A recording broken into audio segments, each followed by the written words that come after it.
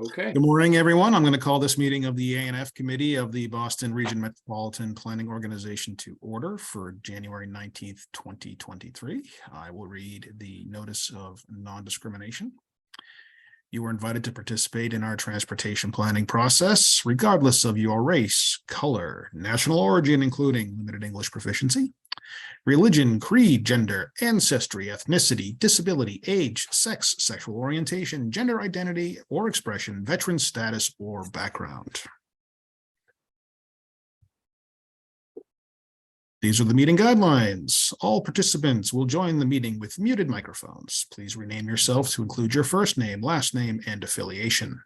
Participants may mute and unmute themselves. Always remain muted unless you're actively speaking. To participate in the discussion, please select the raise hand function. Find this by clicking on either the participants button at the bottom of your screen, and a window will pop up with a raise hand button at the bottom, or the reactions button in the toolbar, and I will call upon participants in the order in which I see you. If you're on the phone, you may use *9 to raise your hand.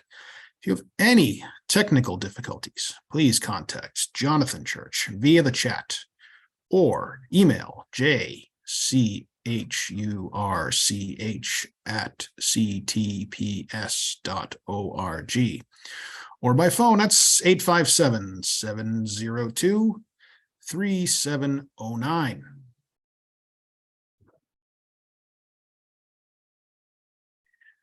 This is the accessibility statement. This meeting is accessible to people with disabilities. Zoom products are compliant with exceptions with the following standards: Web Content Accessibility Guidelines 2.1 Level AA standards and revised Section 508 standards. If you require any additional accommodations in order to participate fully in this meeting, please contact Jonathan Church, MPO staff, via the chat and via email at jchurch@ctps.org, or by phone at 857-702-3709. Introductions. Good morning. My name is Brian Kane. I chair the Administration and Finance Committee. I am the Executive Director of the MBTA Advisory Board, and I welcome everyone. Len Diggins, why don't you say hello and then pass it to Eric, please. Leonard Diggins here on behalf of the Advisory Council. Eric. Good morning, Eric Barassa with the Metropolitan Area Planning Council. Thank you, Eric. Any other members here that I'm missing? Oh, Derek, please say hello. Yep. Good morning, everybody. Derek Cravat, MassDOT Planning. Can you hear me? Yes. Okay, perfect. Yep, Sometimes my Zoom audio wasn't working last time. So, all right, perfect.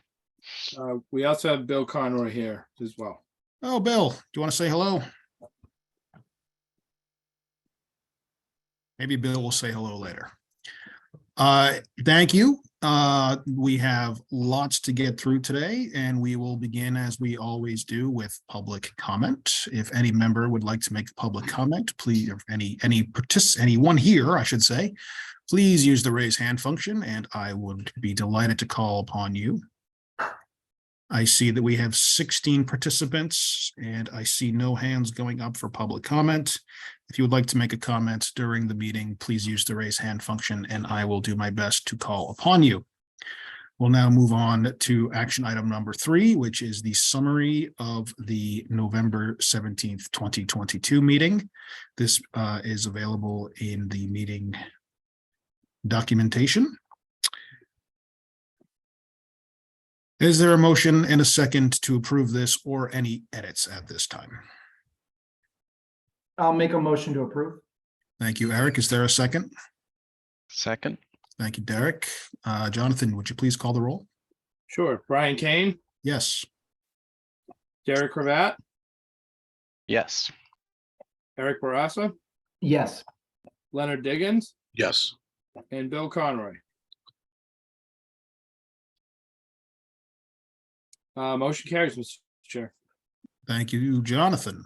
We'll move on to item number 4, an update on state fiscal year 2022 audited financials from Haral Gandhi, Director of Finance and Operations. Haral, take it away.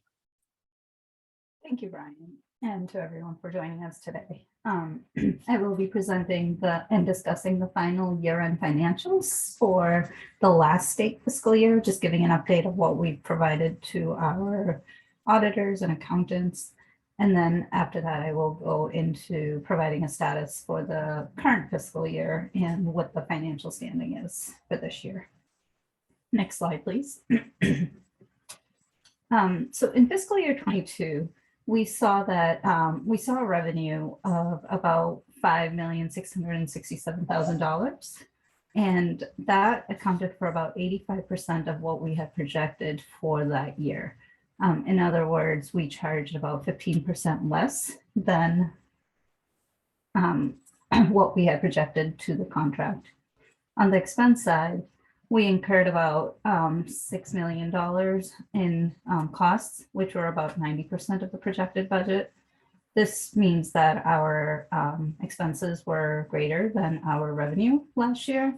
And we ended the year with a deficit of about $389,000 with the overhead that was about 13.71% higher than what we had projected. I can explain some of the reasons that contributed towards that deficit in a couple of minutes. After years of having a surplus, so what that means is our revenue was greater than our expenses and our overhead was lower than the projected rate. We've seen a trend of being in the deficit for the last 3 years. When we have a surplus at the end of the year, I just wanted to kind of explain the difference. When we have a surplus at the end of the year, that means that we charged a higher overhead rate than what we actually realized. And our clients would need to, at that point, we would have to pay back to the clients if there was an audit done, a separate audit done for the client, for the agencies that we work with. And then if there's a deficit, and our overhead is higher than what we have charged out, we would need to pretty much ask for that money at the end of the year, and the clients would have to pay us through the contracts through another audit process. Overall, our ideal in the ideal nonprofit environment, we shouldn't see a surplus or a deficit. We should try to stay as close to what we have projected, but in the last 3 years with everything that's been going on, that was a little bit hard to do. So right now, overall, the net position at the end of state fiscal year 22 is approximately $406,000. One of the primary drivers for the deficit is the gap between the expected staff count and the actual staff count. Our revenue, excuse me, our revenue is based on the actual number of staff charging the contracts. The revenue isn't recognized until the staff actually work on the projects. We fill out our timesheets, we process invoices, and we get paid by the client. So we can't recognize any revenue until that process has been done. And then if we're understaffed, we don't see like a savings in salaries because we're not, paying our staff. It's just that we're not seeing any revenue coming in. In SFY 22, we projected a staff count of about 58 employees, but throughout the year, we were hovering around 50 staff count. Every effort was made on the recruiting front, but we saw a higher turnover than expected. We had 13 staff members leave the agency and onboarded 8. This was a big effort for all those that were involved in the recruitment process, which leads to another reason for that deficit. Even though it's very necessary to be involved in the recruitment process, the interview process, that takes away time from the current staff to be charging the projects and working on the project work. Last year, we also had a major network disruption due to a cyber attack. There was unanticipated admin time that contributed towards that deficit. We have implemented strategies this year to offset some of that deficit and try to end the state fiscal year 23 with a balanced budget. And I can talk about some of those strategies when I talk about the current year's budget. Before I do that, I wanted to pause and answer any questions that you may have for the state fiscal year 22 numbers. Questions for Haral? I have one if no one else does at the moment. More of a statement, I guess, than a question. This is a really nutty way to run an entity. Not being able to recognize revenue until it's charged. I guess I just don't get it. And I don't know what the benefit of doing it this way is compared to doing it how any other state entity does it. And let's be honest, CTPS is a state entity because it's in the state retirement system and in the GIC, and that's sort of the definition. It seems to me like you should get a chunk of money at the beginning of the fiscal year and be held accountable to managing to it, as opposed to this sort of backwards process, which doesn't make any sense to me. So I would love to find a way for us to give you revenue that you can manage and carry over, because things happen that are unforeseen, like cyber attacks. But that's just me. Eric, I saw you on mute. Do you have a question or a comment? Well, no, I just think in response to that, I agree with, and MAPC, I think we deal with this too, where, even though we're a public agency, the billing act, we sort of act like a consulting firm where we have to like charge to contracts. And I was just going to say, we also have had a higher than projected overhead rate due to turnover and lots of different reasons. So I don't see this higher overhead rate as an anomaly. I think a lot of folks are seeing that. We're seeing that too. But going back to your point, Brian, just about I think it's just a challenge, because the way that the MPO is funded through the federal dollars, it's all a reimbursement program. It's not like the MPO gets money up front. It's being reimbursed for submitting invoices and being reimbursed for identifying costs that have been accrued, et cetera. Megan, go ahead, please. Yeah, so just another additional slight clarification. What Eric said is true. The federal program is a reimbursement program, but the other nuance that we've not really been able to resolve as an MPO, and board members have brought this up in the past, I think during the ad hoc TIP cost committee, is that the feds do allow rollover of those funds in terms of those contracts from year to year. It's still reimbursed funds. It doesn't just sort of sit there as money that's available, at any time to use, but that's not a practice that we have here in Massachusetts. Not every state has that practice. Some do, some don't. So that's another kind of complicating factor that is a kind of a further limitation on the flexibility with the funds.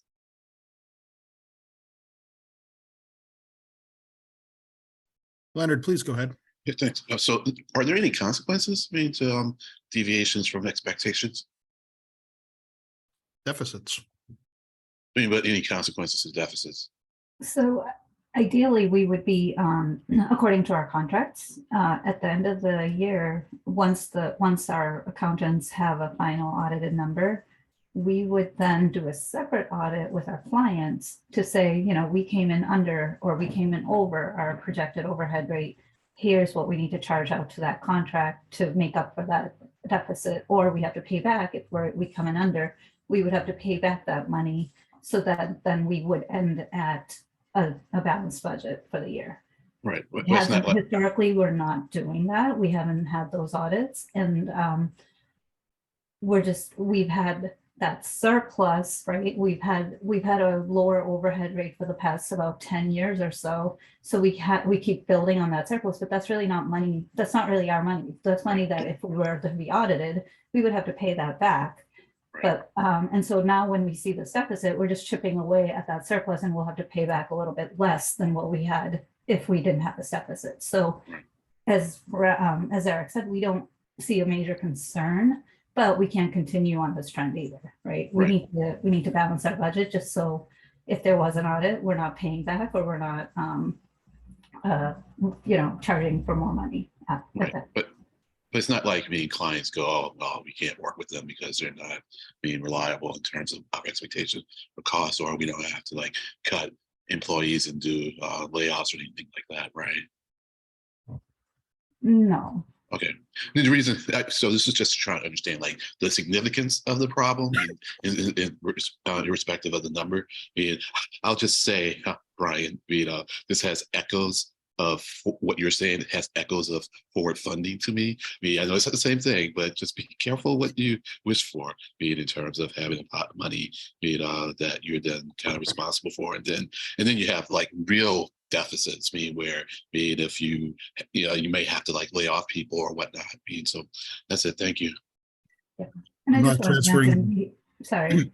Sorry. I was going to say, let's transfer some big dig debt to CTPS. That would be awesome. And I just wanted to mention that we have to stay within our contracted budget amounts, right? It's not that we can have expenses and we have a deficit and then we can go to our contractors and say, or our clients and say, oh, sorry, we went over, we need the money. It has to be within the contracted budgeted amount. So I have to manage to that amount the overall amount that we have. And so that's why the overhead rate has to be as close as possible to what the projected is. Thank you. Sure. Sorry, Harel, can I just ask a clarifying question? Did I hear you say that theoretically, if you have a deficit, you're supposed to go back to clients and charge them more? Yeah, we're supposed to charge them for that balance. I mean, can you imagine getting that bill? If I was a city or town or an agency and I got a bill like that, I'd throw it in the trash, frankly. Tegan, please go ahead. Yeah, hopefully I didn't lose track of what I was going to say. Yeah, a nuance to that is that the deficit doesn't necessarily exactly equal the difference in the overhead rate versus so it's not an exact like linear connection. So it's a little bit more complicated than that. But I wanted to go back to what Harel said just a minute ago too, and state it another way as well to help kind of absorb it, which is that, as she said, we're always planning towards a ceiling because we know that we have a certain amount of funding in the federal contracts. We get a few other contracts here and there, but we have a limitation always on how much staff we can have and how much time we can bill out. Where we run into trouble is that if we see enough attrition where we don't have enough staff to fully, or we're not paying our staff at a rate that fully then taps into those contracts and brings that revenue into the agency, then our expenses, we're trying to manage those to now outpace what we can bring in. But we always have a ceiling because we can never expect to go beyond what our contracted amount is, whether we have the money in hand or not. So let me just ask another clarifying question. If we had the ability to roll over funds, could we theoretically up the overhead rate and do what private consulting firms do and have a surplus? What they call profit and overhead. Well, let me start with this one, and you may want to have you may have some other comments to it. Frankly, right now, it's not my goal to increase our overhead rate. I think if we were staffed up to where we wanted to be, we would be at a perfectly fine overhead rate because we simply don't have the same level of overhead that a consulting firm would have. What the rollover funds have done in other cases where I've talked to NPO, executive directors where they've been able to use them, is it gives flexibility if there's kind of a special effort in a year that requires some more investment towards it, either towards consultants or otherwise. If there's a need to ramp up for a certain project, or it also provides a surplus can provide a bit of a cushion for if, for example, there was ever a need to dissolve an MPO and an MPO staff. So it's just sort of that like safety net kind of cushion, rather than something that's kind of used quite to the level that it might be used in a consulting framework. So that's my initial response to those things, Brian. I think the rollover funds are very helpful for many MPOs, but it's really as a kind of more of like a special circumstance and or a safety net for special circumstances like a cybersecurity attack, for example, or others. No, I get it. I mean, my organization, I have to have I think a year and a half's worth of revenue just in case we go under. And that's pretty standard, I think. But okay, this is one of those bigger issues that we're not going to solve today. So, Harel, why don't you keep going? Okay, so next slide, please. And next topic will be just an update on the current operating budget. Next slide, please. So this slide provides a monthly summary of the operating budget for the current fiscal year. You'll see the volatility that occurs throughout the year. Some months we see more expenses than revenue, and then other months we see more revenue than expenses. In the next 6 months, we are expecting some expenses, a couple of big expenses, but overall, we're hoping to be steady with the year-end projections. We'll continue to monitor and adjust our expenses based on the recognized revenue. So if we're hoping to hire and recruit staff, but if that doesn't happen, we might have to go back and say, all right, where can we cut back on some of the administrative tasks, or where can, we would try to adjust based on whatever revenue that we will be receiving for the remainder of the year. The current year-end surplus is about $20,000. Moving forward, I will be working on providing an overhead rate, what our overhead looks like, and what the year-end projections are. So at our next meeting, we'll have a better idea of what the overhead will be looking like at the end of the year. Next slide, please. This slide provides more details about the revenue. It's a straight line analysis of projected revenue versus what was actually charged to the contracts. The last set of bars shows that we had projected to charge $3.5 million through the second quarter, but we've charged 84% of that. Next slide, please. On the expense side, we see a similar trend in projected versus actual amounts. We expect our expenses to be close to $3.5 million, but we have incurred a cost of about $2.9 million, which is about 83% of the projected expenses this year. This straight line analysis just provides a look into what the revenue and expenses would look like if the patterns were to continue. Next slide, please. As I mentioned before, we have some strategies in place for a balanced budget. Recruitment is one of the top agency priorities. We continue to aggressively recruit for the open positions that we have. We anticipated a staff of about 60 employees this fiscal year. And unfortunately, we've seen another year of high turnover, and we're currently at 52 positions. Since the start of the fiscal year, we've hired 10 new staff members and offboarded 7. A lot of the 7 employees that we offboarded were retirements or planned leaves. Compared to last year, we're going to well outpace our hiring. I believe last year we onboarded 8 throughout the year. We're already at 10 this year. So halfway through the year, we're just hoping that that trend continues and we can recruit more staff aggressively. There are a couple of postings on our website at the moment, and we're preparing to post a big batch of advertisements in the next few weeks. With that, I ask for everyone's help in spreading the word when we announce those open positions, to reach out to your networks, advertise them, market those open positions as much as possible. We recently re-engaged a consultant that we worked with previously to refresh the market data for the existing salary compensation study. The revised data will allow us to see how the market trends have changed in the past few years. If necessary, we would recommend changes to the current compensation structure within any budgetary constraints. We have limitations within the budget, so we are trying to see if our I think the market data was from a couple of years ago, so we're seeing what the market has changed, how the market has changed, and if that's affecting our recruitment or retaining staff. Another strategy is that we implemented was to spread out major expenses that are over $10,000 over the course of the year. Historically, we recognized expenses when we received the invoice. So for example, the annual lease for a laptop would come in July, and it was like $25,000. We would recognize that full $25,000 expense in July, which was offsetting like, there was just the volatility of the budget throughout the year was just up and down. And so we're trying to recognize that $25,000 throughout the 12 months to make it a more steady expense and revenue stream. This will also allow us to flatten out the rate at which expenses are reported. And we can make some adjustments. Like I said, we can adjust our expenses based on that.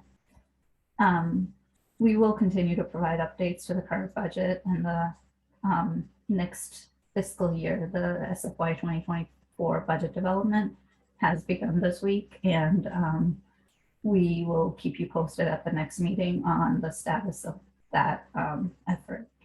I think that's all I have. Thank you for your time, and I can take any questions for the state fiscal year 23 budget. Go ahead, Len. Yeah, thanks. 2, maybe 3 questions. So is the issue, I thought I heard you say that the people who were leaving were planned retirements? Not all of them, Not all of them? but we did account for some, right? We didn't, not all, what was it, 7? Not all 7 were like, uh-oh, what are we doing? We knew we were, maybe 3 or 4 of those were retirements. Okay, because then you mentioned retention. So I was wondering, if most were retiring, then if retention was an issue, so it seems like there is potential. Okay, retention is potentially an issue. The other question is, so when you don't have enough staff to do the work, what doesn't get done? How do you prioritize that? I think I'll let Tegan answer that one. That's a very big question because we have, a pretty significant budget. I mean, certainly our top priorities are always to get the required MPO work done. So we're always very quick to try to anticipate and replace any of the core staff who are working on programs for the MPO. And then, if things are challenging to accomplish, we communicate with the board based on that. But that's a really soft answer to what you're saying, but it's a really big question, right? Because we have between 50 and 60 staff and a number of core programs for the MPO, the 3 major documents. And then we also have contract work that we tend to do in addition to with the MBTA and MassDOT and others. And those are the ones that when we bring them to the board, we say that we do have the capacity to do that work. It's also challenging because different staff have different skills, right? So not every task is transferable. Right. So yeah. And so the last question, excuse me, to what extent does doing these kinds of meetings impact the overhead? And I ask that because we are doing more of them. I've kind of seen in the 4 years that I've been involved, that the number has gone up, and for good reason. Like we're doing, the thing that we're doing every. I'm sorry, the operations plan. Yeah, exactly. And we've done other strategic plans. So, but does that have a significant impact on your overhead because staff are working? Yeah. So that's Sorry about that, Len. Sorry about that. I keep stepping on you. No. I keep extending my statement, both in the meetings and then outside of the meetings too. Yeah. I'm done. So on the strategic planning side, that does tend to affect overhead. So we're very cautious about what we think we can accomplish year by year, and we plan for some of that time that staff spend. Every staff person has an assumed amount of time, a percentage of their time that they allocate to overhead that we use to help us determine what our overhead rate will be. These meetings, the meetings that are associated with MPO board activities or MPO activities, these are MPO funded. This is MPO funded work. So there's what is considered overhead at our agency, like administrative overhead, is what actually makes the agency itself run. But the board, the support that we give to the board and the committees is MPO funded activity. So these meetings, the operations plan, et cetera, that does not have a significant effect on our overhead rate. Great. That means we can meet to our heart's content. All right. This is what I like to hear. Speak for yourself, Diggins.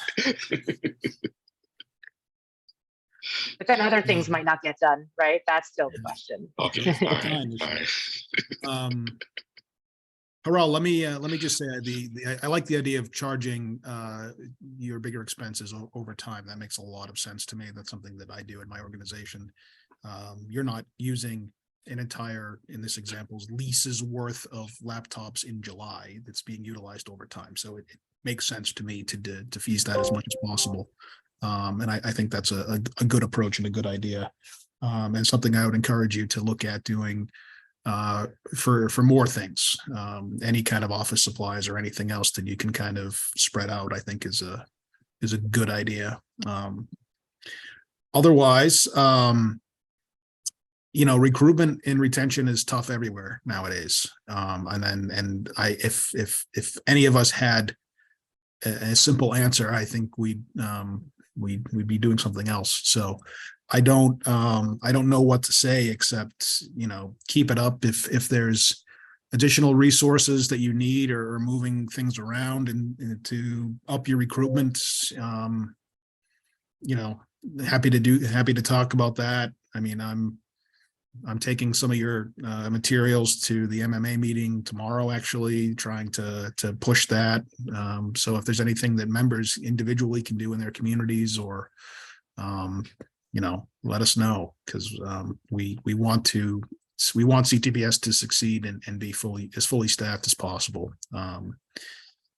And yeah, Len's question, I think is very appropriate. I am often amazed at the number of staff on these kind of meetings. And as I've said in the very beginning, when we started this, as long as everyone's charging their time appropriately, it's okay.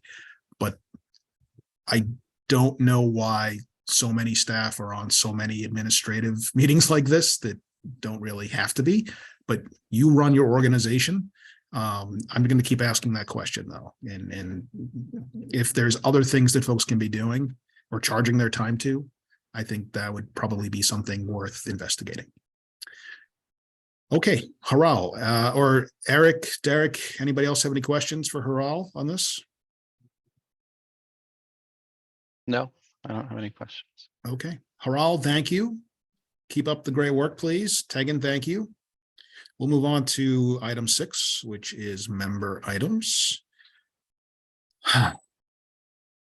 Anybody have any member items? Oh no, Brian, you're in a mood. I'm a little bit afraid to bring up a member item. I've struck fear in your heart, Len. I doubt that. Please, please. Not anything. So just so folks know, Tegan and I have been trying to put together a schedule, and Jonathan, a calendar for this committee for the next few months so that we have some certainty of times and dates. And we have lots to talk about with the operations plan, as well as with the federal reports we've recently received. So there's going to be lots to talk about. And I will try to reach out to folks as much as I can within the confines of OML to make sure that we're all organized logistically and synchronized as much as possible. Go on ahead, Jonathan, please. Yeah, well, I'm not a member. I did want to mention, I did send an email out yesterday to all of you with the worksheets for the workflow and products, the executive director, and then the previous process for the executive director from 2019. I failed to mention in that email, in my haste to get it out, to if I could have comments back by next Wednesday at 5 p.m. That would be great from all of the members, and then we can then proceed to talk about the executive director in executive session at the February 2nd meeting. What was that deadline again? Next Wednesday, January 25th at 5 o'clock. And that was just for the work products and flow spreadsheet, just to sort of finalize, or document, just to finalize that one. Yeah. So hopefully you've reviewed it already, and it's just to sort of finalize your thoughts on that.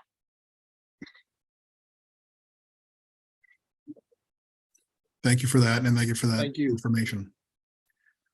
Okay, let's give ourselves some time before the MPO meeting, unless anybody has anything else. Is there a motion to adjourn?